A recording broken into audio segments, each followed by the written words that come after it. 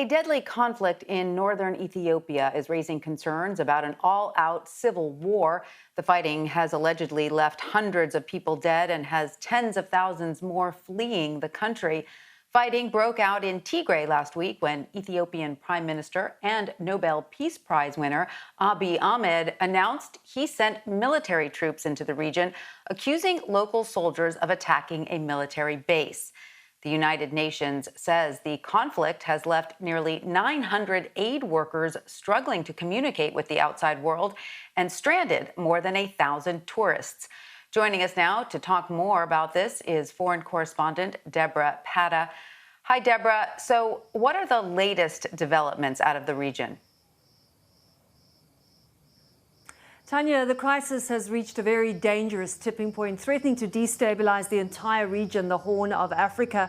In fact, we've just had confirmation from Amnesty International, who say that they can confirm that hundreds of people have been killed already in this fighting. There's witnesses talk about bodies being strewn across streets with gaping wounds, possibly inflicted by machetes and knives. Today, Prime Minister Abiy Ahmed said that the government military, had captured the western part of Tigray, and in response, the Tigray People's Liberation Front, known as the TPLF, say they've declared a state of emergency to protect the security of their state. Tigray is one of 10 semi-autonomous states in Ethiopia, and all these states have their own police and militia, so you can imagine just how volatile the situation is. Thousands of refugees streaming across into neighboring Sudan. We understand at least 10,000 have already crossed the border in the past few days, and aid organizations saying that they're unable to restock emergency health and medical supplies. So a very grim situation indeed. And so far, Abiy Ahmed has refused all urgent calls from the United Nations and the African Union to bring about some kind of immediate ceasefire and start peace negotiations.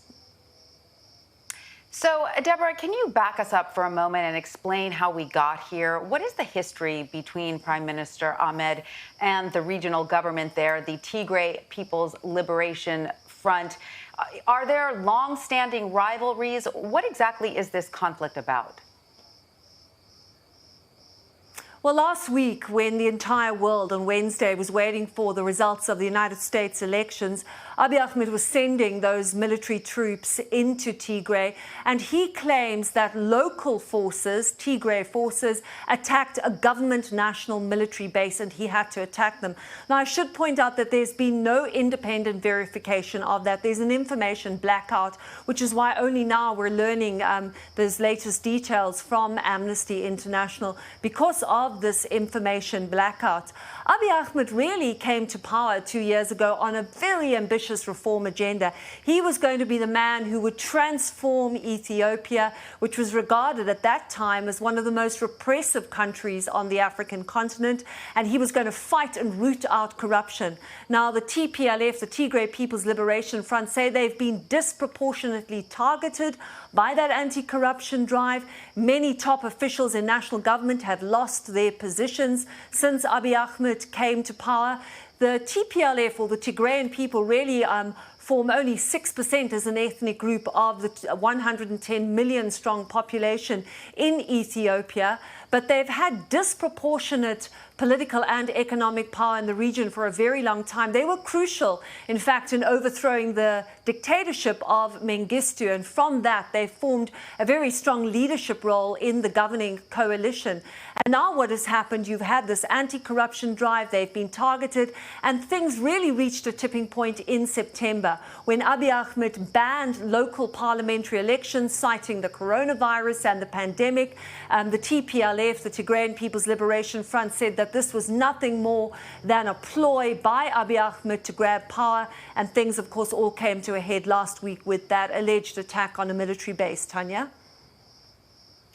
Now, as you mentioned, Prime Minister Ahmed has not been in power for very long, but there was so much hope, at the beginning of his leadership.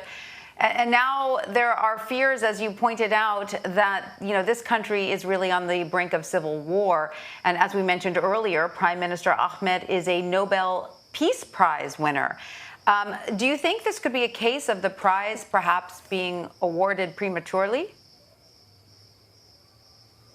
It certainly could be. And I mean, history is littered with examples, unfortunately, of some recipients having received the Nobel Peace Prize and not really living up to their title as a peacemaker. Think of Aung San Suu Kyi and the persecution of the Rohingya Muslims.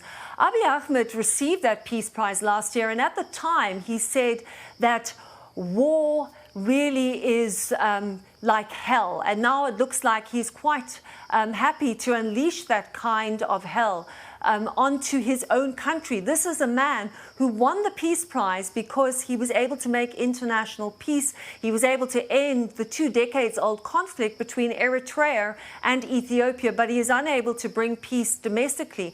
As I mentioned, the Tigray People's Liberation Front is a very powerful, dominant political force.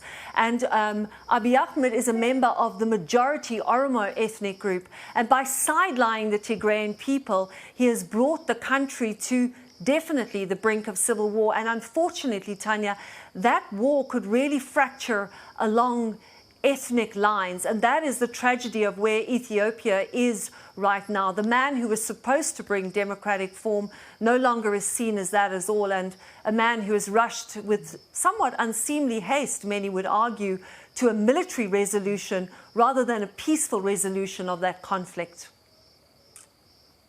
All right. Well, Debora Patta, thank you so much for that update on the crisis in Northern Africa.